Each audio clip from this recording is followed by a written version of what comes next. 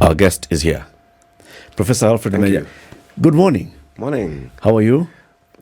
Very, very nice tree planting day. Have you done like that? And the gods have brought the rains. No, in Kenya we are organized, through divine interventions. It rains first, then there'll be some sun at around 10. Yes. Then we go plant trees. You know, you're clairvoyant, because this is what I told them in the morning. The rain comes, for the tree planting to happen. Yes.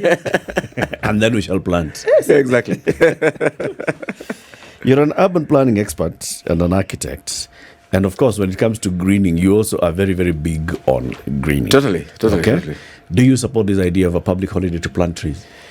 I definitely support planting trees, but when it comes to a public holiday, there's another issue. I think this is a thing. I actually established the African Union Climate Change Center in Addis and did the 25-year strategy for the continent. And that is just to say that my green credentials are quite substantial. Yeah. And I do support, in a very robust way, need to green. I mean, we need to increase our forest cover, we need to sequester carbon and so on in our own small way, despite the fact that we didn't cause the problem, as it were. But, and when it comes to tree planting, this is something that we discussed in detail with the late Michuki when I was Minister for Environment. That's the same time I was in the African Union. And our position was very simple, that to increase our forest cover and to green, we had suggested that we plant trees in all government institutions across the whole country. You can imagine how many there are. In fact, you are discussing education. You can imagine if you planted trees in all primary schools in the country, and all secondary schools, and all polytechnics, and all universities, and all military institutions, and every single chief's offices. If we did that, in fact, our forest cover would double, literally, just by doing that. The reason why I was suggesting that was because the space I was in, measurability of the activity, confirmation of the activity was critical in terms of getting these global funds. In fact, during that same time, there was a lot of controversy about the amount of trees that the late Wangari Maathai had planted because they could not be tracked. That was a problem. So we said, look, let's start with the easier things. Let's start with what we can track, and then after that we get into the forests and plant trees there and so on. So yes, I support planting trees every day, not just during a holiday. But I think more importantly, we need to actually be able to track these trees that have been planted, because this government and there'll be taxpayers' money, is whether we like it or not.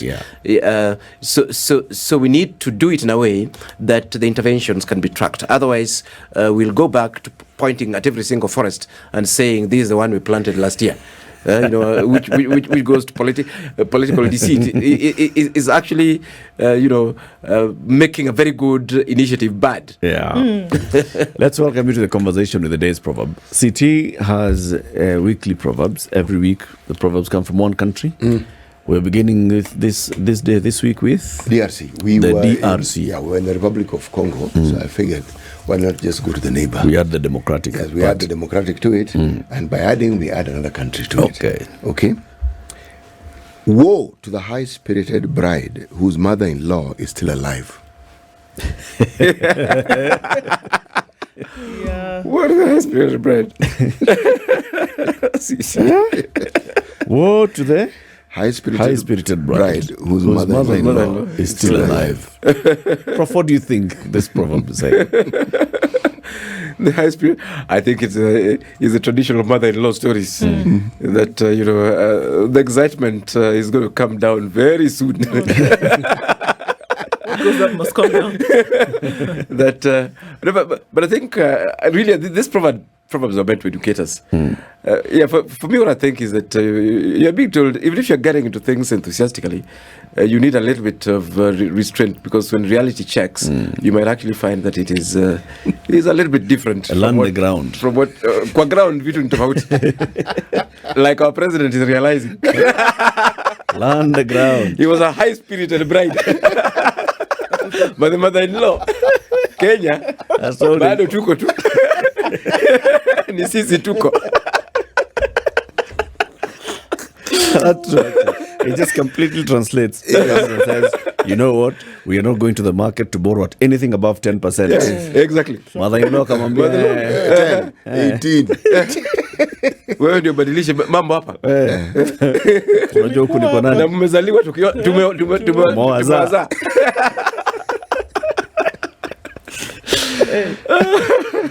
But why? What do you think? Actually, now that we've gone there, because you've observed the politics of a country over time and the people's sentiments.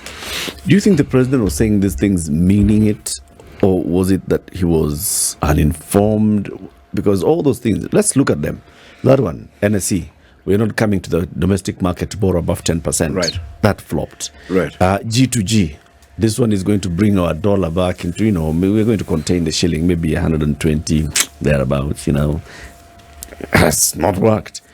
All these things that the president says that will happen, even El Nino. Even the one we cannot control. What do you think he says that? Well, I think I think it's the same. But I like the mother-in-law story totally. Yeah, I mean, you've not been to this family, and you assume that things will go your way, or that you'll direct things in a particular way. Then when you get in there, the reality is very different. You remember the first thing the president did was Western Sahara when he got into office, and immediately reversed it. I think like 2 days later. Yeah. So I think the president, for me, I find him very interesting because he should have been part of this family.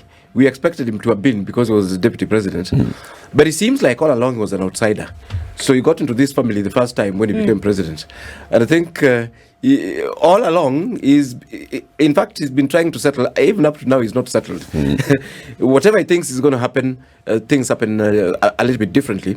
Yeah, whether, like you're saying, whether it's G2G, whether it was borrowing and so on, and those things are very well intentioned. I think what was interesting was that when the president gave the address, when he addressed not the weather, the weather he addressed the other day, and the gods didn't listen, but when I was addressing the interest rates, that was like I think just less than a week after he came to power. Yeah.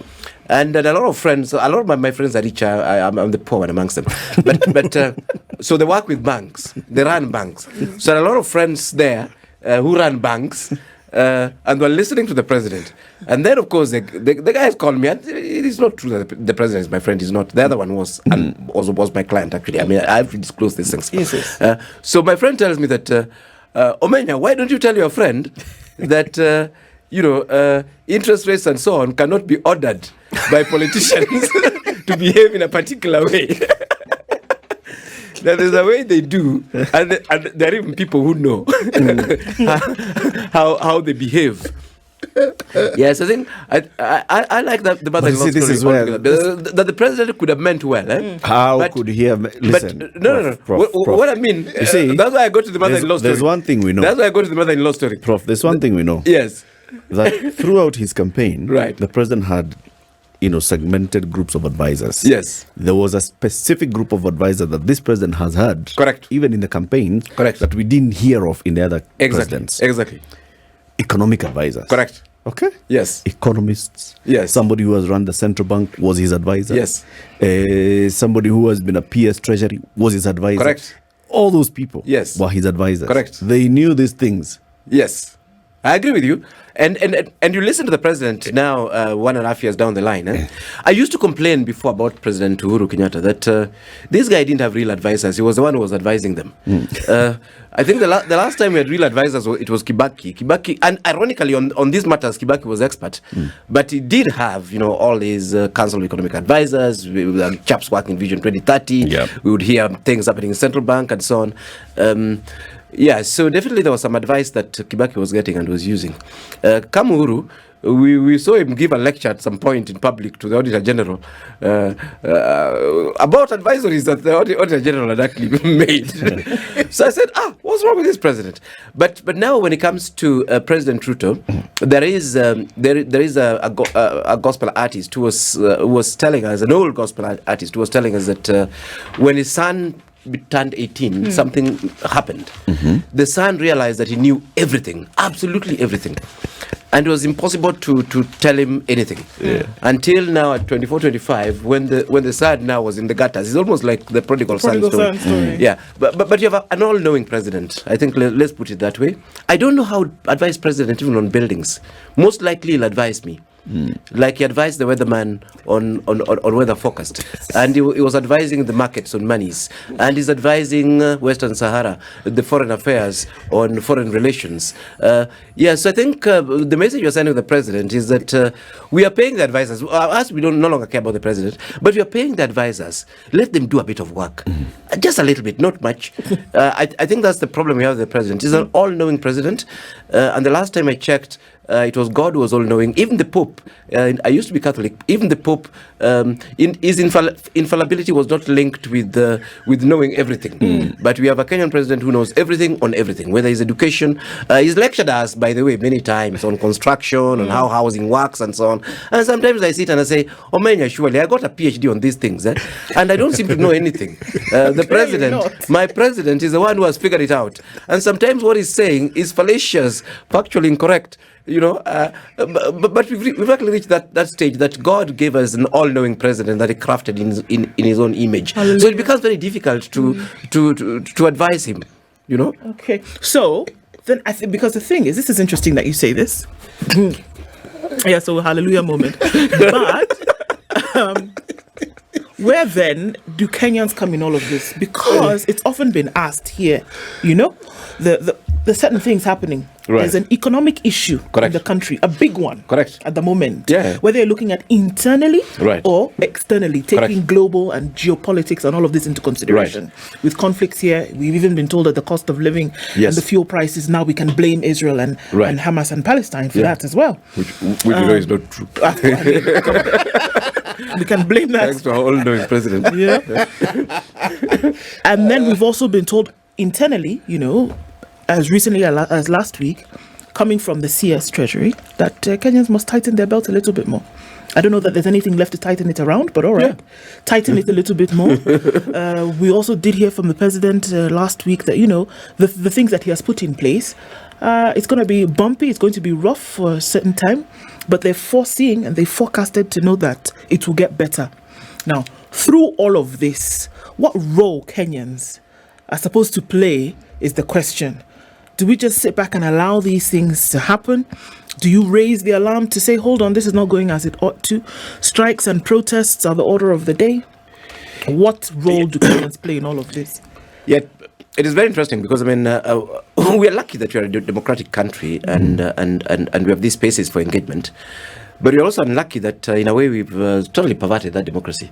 So if somebody says that, I think the president lied, it is a big deal. Many times I've been called after leaving studio, that Omenya, why were you saying those things? But I say, what did I say? What I'm saying is the public domain. It's like saying Mombasa is outside here. And then somebody saying, no, you can't say that because the president said it's actually in Githurai.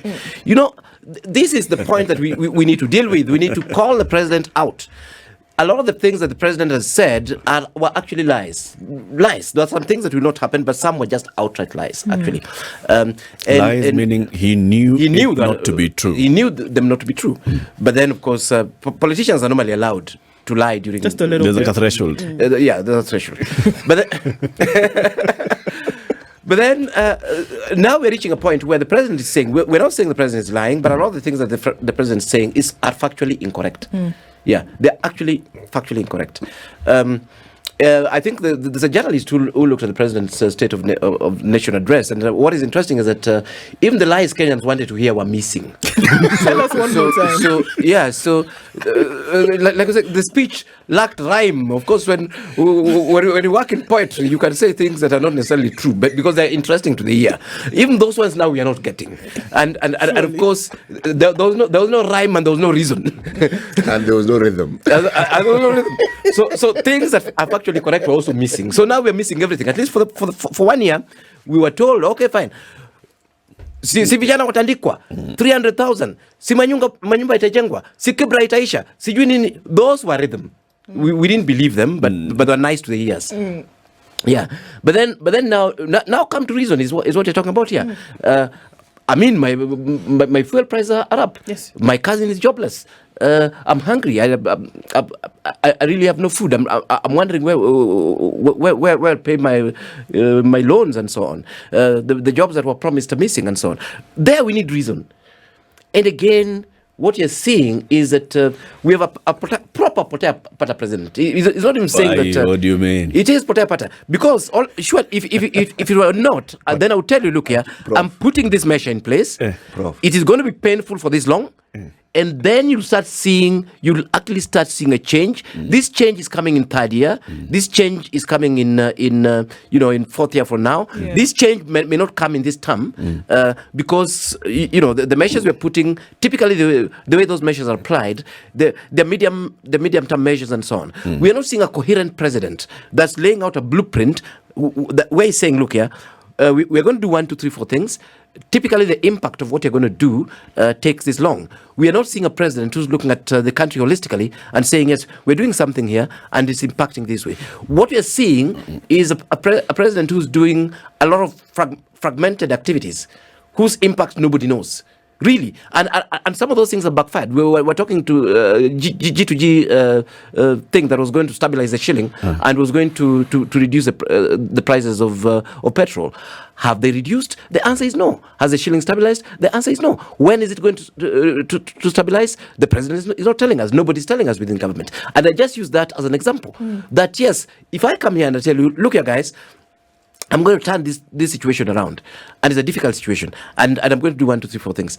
I should also be able to tell you that, look here, let us, like the president is saying, it is going to be painful, it's going to be difficult, but the sort of measures I'm making will only start achieving results in year 2, or in year 3, I see or now, dilemma. or there's some things that you could actually get now. But currently, the president is not giving guarantee on anything. He cannot give a guarantee on anything. Can Why? he really? He can. Can he really? Look, politicians, in fact, the only currency politicians have is president, and hope is guarantees. This president, Yes. Prof, has been criticized for actually putting timelines. Okay, and the moment he puts a timeline, people are like, come on. He didn't deliver on his 6 months timelines. time, That is 3 the weeks issue. time, That is the issue. 60 days time, in a month or two. You see, and that could come to maybe the lessons that he has learned in office. No. The lesson that he has learned in office is, let me tell you. I mean I mean to say, I mean that we will have new mobile phones in 6 months' time and whatever by June. Which timeline right? did the president meet? That's what I'm saying. Yes. He has learned his lessons. Yes. If I say in 6 months, Yes. and then they come in 8 months, Kenyans will not look at it's finally they didn't come coming at all. 8 months. They've not come at all. The phone mobile, they're in the market. We'll say, he said 6 months, but now look, it's 8 months. The cheap phones are in the market. Which one? Which we had them here. Which You've promise seen them did he in the say that market. was? They are called neon. They're in the market. The ones which are being The locally assembled Yes. phones are in the market. The thing is, he had said in 6 months. Yes. It didn't happen in 6 months. It happened in 9 months. We didn't even remember that he said it. You But see it's now okay. You see now that It's okay that the president has realized, Kenya, as long as I didn't meet the target, they will not even if it's 9 months, I will not. So let me not give timelines. But you're missing the point. Let me say the we shall neon thing have is like phones. sweets. You promise your kids, but that's very different from telling your family that you're going to shift them from Utawala to pipeline. That's a big thing. But if I promise my kids sweet and I forgot today, I can bring them tomorrow. The point is that there's some things that are inconsequential in the bigger scheme of things. So yes, whether the president has done them or not, for me, it doesn't matter. Whether he did them yesterday or today or he's going to do them tomorrow, it doesn't really matter. For us, we need to really look at the big picture. And that is partly, that's the problem I even had with the president at the State of the Nation and these things. He's pointing things. And I've told guys, it is impossible, even you, if today you are put in government, it is impossible to do nothing. It's impossible. So just saying I woke up, I did this, I woke up, I did this, that is okay. But we're saying there's a bigger picture that you meant, the bigger responsibility you have of running government. And at the core of it is shifting the economy, at the core of it is changing the lot of the citizens and so on. Of course, you'll do things. The president will do things, by the way. Even if he was dead, he will still do things. That's the nature of states. That's just how it is. So we can't come and pick every single thing that the president is doing and say the president did. No, we must look at the bigger scheme of things and what are these big pieces of the jigsaw puzzle without which then actually government won't just have delivered. And some of them, in fact, the government has made progress. If you look at security, for example, government has made progress there. Those are things we expect from government. This one we are joking about, but I think the president bumbling, but he's making progress there. Foreign policy, I think that's an area that we're, but for the citizen, basically what the citizens want is their lives to be better, his jobs to be created, and so on, which is actually what the economy is meant to do. That's the core. On that one, of course, we are saying, yes, you can come and tell us some little factory has been created that's causing, creating jobs for 100 people, 200 people. That one can be done by Omenya. I don't need government to do that for us. And that's why I was saying that the president is failing. Whatever he promised, the key big things that he promised is not done. How about we take a minute, if you would, right, Prof, and put yourself in the shoes of a president today. Right. The shoes of President William Ruto today. Right. And the different things that obviously, it doesn't matter who you are, doesn't matter what country you rule over. You will have challenges that you grapple with. True. There will be things that you will not be sure how to navigate. Right. Let's just take this one issue of the economy. Right. Right? And because of the ripple effect nature of things, right, because of a stifled economy, there will be very many things that will not operate at potential. True. Very, very true. Right?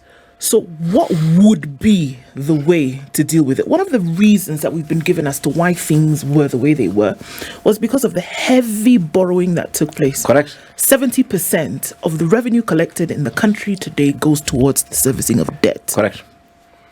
And so that leaves a huge burden on other things that should have been done. Development, right, recurrent expenditure, right, etc., etc.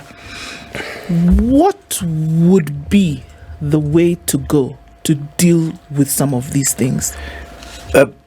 Basically, what I would say is the way you actually... we know this. A big institution under receivership. What do you do? Same with governments. The issue, so there's a point, that there are two approaches where you can say, okay, fine, we'll go in, we'll look at the situation, we'll firefight on critical issues that we actually need to firefight, and then we'll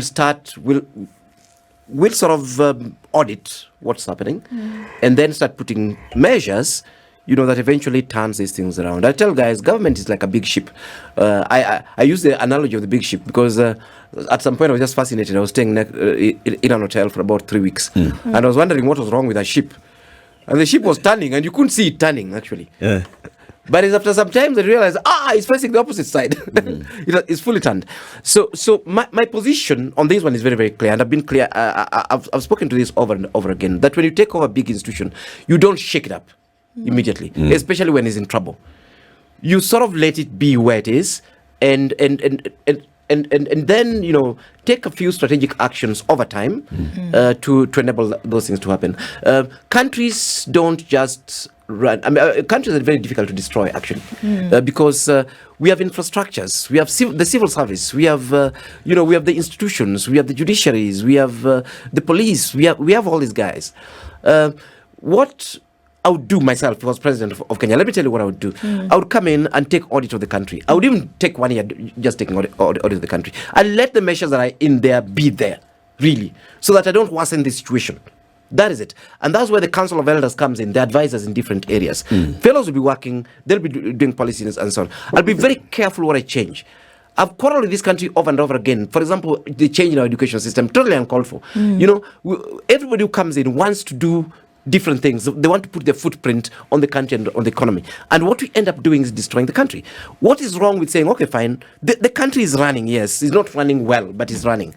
And saying, why don't we let the country run the way it is actually running? And then with all these institutions, we'll take some very careful measures. We'll take some very careful measures so that we do no harm. That is what we say in the UN lingo. So that the measures we're putting in place don't result in these negative impacts. Look at measures that I think can be quite positive in our sector, education. Government comes in, says universities are broke. So what shall we do with the universities? They say we've not been giving the university the actual cost of training these kids. Yeah. So that for a degree in medicine, the university needs 600,000. We give them 60,000. Yeah. So government decides that okay, fine, immediately we shall give the university all the money they need. So 600,000 it is. How do you do that? You have to increase the bill for the education sector. I mean the budget. So the budget is then increased. Then you say, fine. I mean, now for the livelihood of these kids, the livelihood is also high and so on. And then you're saying, because what you're trying to do, we need a slightly different institution and arrangements. So what we'll do is that we'll have a loan, and then we'll have a grant, and then we'll have bursary, and then you see, because the bursary is also the other sides, the ones we're talking about from the ministry. Some of that money can come from that end and so on. So you end up with a situation where because of these good intentions and very well thought through and trying to overhaul this system, the universities have no money, the kids themselves have no money, because these things are not working. People don't even know which institution to go to for what.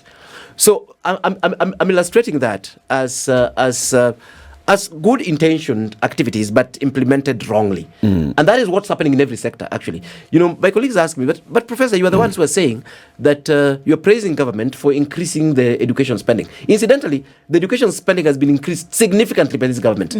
Yet people are crying that, school fees, we have to pay school fees. The ship is still turning. The ship is still turning. But the captain has given the order, let's turn the ship. But my point was that instead of rocking this thing, if financing university education had been thought through, you have to ask yourself those bigger questions. That is this a point where we do education, and then we change interest rates, and then petrol is up and so on. If I was the one, I would say no. This is great. We have a blueprint for education, but actually, let's not even do anything. Let's let the thing run the way it was running before. Let's intervene elsewhere. Let's deal with the price of petrol and so on and basic commodities.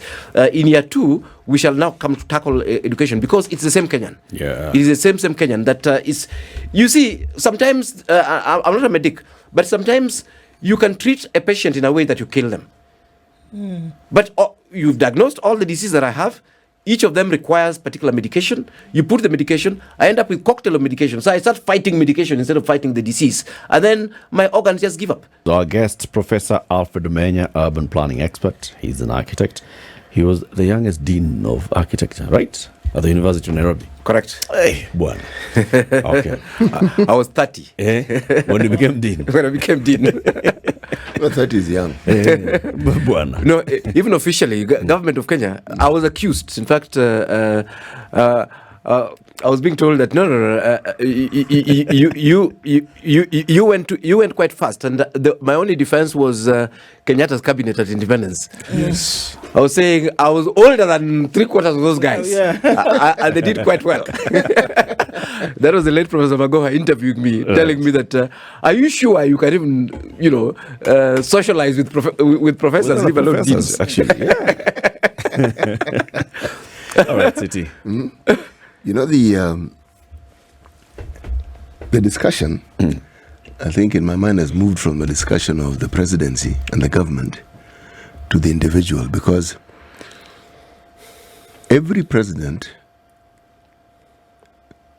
leaves or a legacy of not what they have done, but who they are, because who they are is what is manifested in the things that they do. Right. And you have to ask the question, okay, this person is the president, but what life is he actually living? Right. And that is manifested in the things he does. Right. Now, there's a thinking, there's a psychologist, the name is written Jung. And how is it pronounced? Young. Young, okay. Youngism. There's this idea of living the unlived life, meaning there's an idea of what you have wanted to do. And so the opportunity presents itself. Right. You now start living that unlived life. Correct. Yes. And it's in with all sort of distortions. Yes, you want to do this, and then you want to do this, and you want to do this, and you actually want to do this, and you want Yes. and anyone watching has to pause and say, Yeah. okay, these are very many things. Clearly, Correct. you have clear. The thing that is clear is you have intentions. Correct. Right? But something seems to happen to those intentions. Correct. And that something is what I refer to as a competing interest. All these plans are not undoable there, Right. Correct. but it is clear they're not doable in the manner in which they are being described. Exactly. Now, where the competing interest comes in, you ask is, so what hinders you from getting these things done? Correct. Because on the face of it, They can be done. They're doable. yes, and on the face of it, you mean to do it because you've got these advisors, you've got all these people. Exactly. Yeah. So, Correct. but now, if the competing interest takes center stage, Right. then it will not. None of these things will happen. Correct. So the question is, what is the The competing, competing interest. Correct. Exactly. What do you think, City? What I think is this. Successive governments have shown one thing and one thing in common. Everyone who is in government seeks to be rich. At the expense of the government and at the expense of the citizenry. True. So now it's a question. What we're measuring here is not that willingness, but whether there'll be a modicum of restraint. Correct.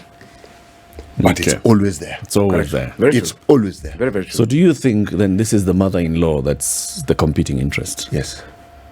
You've got an enthusiastic bride, like you said. Yes. You know, who's come into office, has listened to the ground and heard these are the pain points of Kenyans. Correct. And they need instant solution. Because Correct. when they're voting for you, they're telling you, we don't have, you can't come back to us here for 5 years and tell us, I'm thinking, I'm putting in place. What Yeah. are people telling the president now? Stop giving us to Tafanya. Yes. We want you to have done them. Right. So there's there's pressure for you to deliver. Correct. And then there's the mother-in-law who is everything else, the system, the government, the people Right. that are just And usually, competing it and is pushing you. back. Because Yes, it starts with you. the, Correct. the stumbling block is actually you. Correct. Not all these other factors. Exactly. Because the thing the presidency gives in this country, it gives you real power. Exactly. Yeah. Very true. And if you are the sort of president who has ensured that even the checks and balances are under your control, then you have genuinely real power. Yes. So the issue of not being able to deliver doesn't arise. Correct. Does it not really? No. No, it doesn't. In fact, I agree with CT 100%. That I was telling people in this country, even the only person we allow legally, well, we allow. We don't say it, but the only person we even allow to be corrupt is the president. Yeah.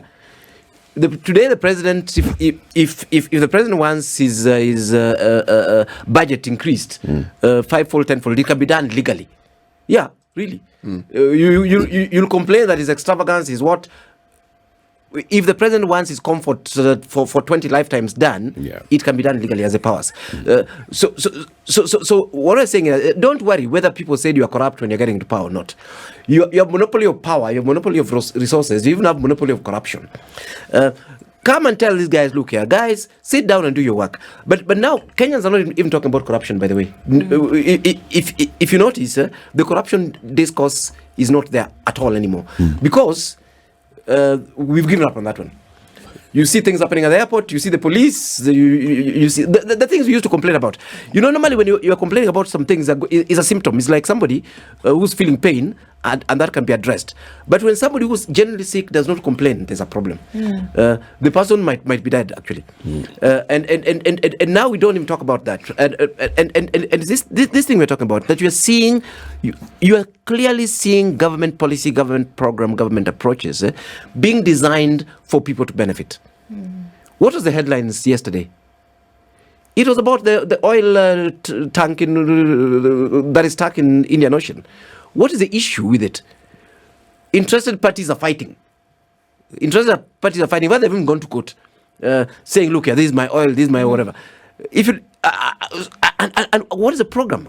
The program is government to government oil. And you can look at that in every single sector. If you look at housing, is again interest. We debated those things. Things happening in the ministry. So basically, it's like the president has given a blanket check for everyone in position to loot. And it's difficult, as CT has said. If government is also complex, if you put me there and I'm planning the loot, to do it well takes a lot of time and resources and distorts government policy. So the only way for me to deliver is for my boss telling me, Omenya, we know your appetite for different things. If you try, you are going to be in so much trouble. Then I can concentrate on my work. And then as I'm doing that, we may end up with normal corruption. As I'm doing that, I may meet CT, I give him this big road thing, and then CT tells me that, no, Omenya sasa hapa nitakupatia 20%. Then that's normal corruption. But the other one is so ridiculous because I'll be saying, the reason I'm putting, first I go to establish a company with CT. Now you can imagine the other bit and why we end up with an inefficiency. I plan to steal from this road. So what do I do? Because I'm not even working. What I do, I meet CT outside. I tell him, CT, do you have a road company? He says, no, I don't have.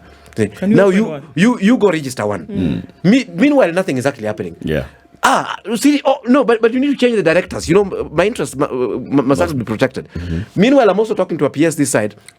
I'm telling them that we need a road in this particular place because that's the one we can justify CT doing. They're like, but Omenya, you know, that road is not in the budget. You find a way of doing it, mjinga. Kwani unafikiria pesa ya kampeni itatoka wapi? So the guy is there also tweaking things and so on. Then in between there is saying, now this one we can whatever we can deal with it through supplementary budget maybe, but we have a problem. The PS, the director is not playing ball. We say now remove the director or we shift responsibilities. You know what you are doing there is you are creating inefficiency. Yeah. You are not inefficient. You are inefficient as a thief. And you're also inefficient as a doer of deeds, you know. So whatever you're meant to do, you're not delivering on it efficiently. And even as a thief, you're not stealing efficiently. So, and this is the situation we are in. We have inefficient thieves who are doing nothing. You know, if you just think about our politics and how it's structured then in this country. So you may have a president who comes in with all this enthusiasm. I want to make some things change. Okay? Right. And then there's so much pressure from the electorate that, okay, what can you do? Right. We have challenges in education. We have challenges in healthcare. We have challenges in this and the other. Our economy, our debt, all those things piled up together. We can't feed ourselves. The cost of living is high. Right. All those things are needs, and they're presented to you as urgent needs. Correct. By your people. Right. And then you say, all right, so let's start moving things. Right. Health, let's have a structure. Let's have laws. Let's have new institutions. On fuel, how can we negotiate? Let's have this structure. Right. But you're the one who's saying, and then there are doers. Right. And those people who are in the bureaucracy of civil service who know, I am here, I'm P and P. Right. I'm not going anywhere. Right. They'll frustrate you. Correct. And probably that's what we see in government. A president who comes in like City saying, you come in and you're radical and you say, you know what, I've got the monopoly of power and everything, but you don't have the monopoly of doing. The question... And these people can just sit back and frustrate you. And as they're frustrating you by things not moving, the public comes and says, but you, it's been 1 year in office, what on earth have you been doing? Yeah. So you have this pressure coming from the people. Right. And you have this pressure coming from these guys that are telling you, you cannot make us change how we are doing things. But you're caught between those two hard places. But there's a question. There's a question. Is a civil service frustrating the president? Is the police frustrating the president? Is the parliament frustrating the president? Are government employees frustrating the president? I think it's the other way around. I'll give you a case. I'll give you a case, and I have no problem giving that on air. The president came and told us that, and this was a complaint from a civil servant, I'll not say who, but the president came and told us on housing.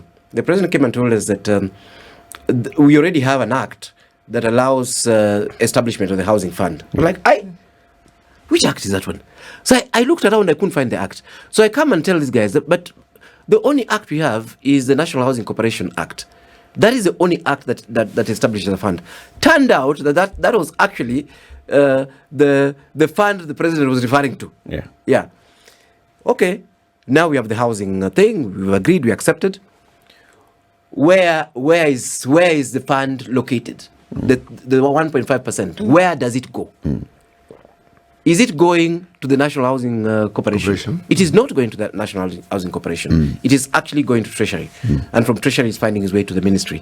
Bomayangu, the ones who are collecting money for whatever, for construction, is that money going to the legal fund, which is the National Housing Corporation? No, it is actually going to the mainstream ministry. So basically, National Housing Corporation came and told me, Omenya, sometimes you meet these guys. Why are they making us irrelevant? We are the government institution that should be doing these things. Why are they creating parallel systems? I'm just using that as an example. And this is what I'm saying, that actually, if and I'm using that as if we're keen on ensuring that things were working the way they were working, that the right people were doing the right thing, in fact, for me, half the problems would not be there. In fact, we'd be holding people to account. Yeah, but again, because of these vested interest issues that we're talking about, we have a situation where even the institutions that have been created to do the work are not doing the work. And that's what I was saying. Yes. You see, there are all these other interests. You see, the National Housing Corporation under the Ministry of Housing is just one institution. Correct. All right. There is the National Treasury. Yes. There are all these other interested parties. Correct. That are within the bureaucracy of public service. Correct. What are they doing? Are they ensuring we have efficiency? Yes. In delivery of this promise, or are they not? So as you sit back as the president, 4 years down the road, we'll ask you, so where are those houses? Yeah. Eric, consider this. And we'll turn back into, this whole thing was not done right. Yeah, exactly. Because the people who told you that they are doing it right, they were actually not doing it right. And that's the problem. People are grabbing projects, taking them to their areas in disregard of the law. We know where the budgeting is happening. We know that's a function of parliament. No budgeting is happening in parliament at all. So we have this institutional interference that is very subtle. Whatever is happening in ministries is not actually based on the priorities of the ministries. But is it really subtle, Professor? It's not even subtle. You're right, City. It is on your face. Incidentally, I attended a function with the deputy president and other people, and I was like, "What? I mean, we've gone back to Moi's time, because you could actually see public policy being made literally in a public rally. People being told, okay, fine, utajenga barabara hapa." I was like, "Ai, utajenga dormitories," and then the person who was being told to build dormitories is now the PS in charge of housing. And they were being instructed by the deputy president. PS, utajenga doms, si hiyo ni ya ministry yako. Utaanza lini?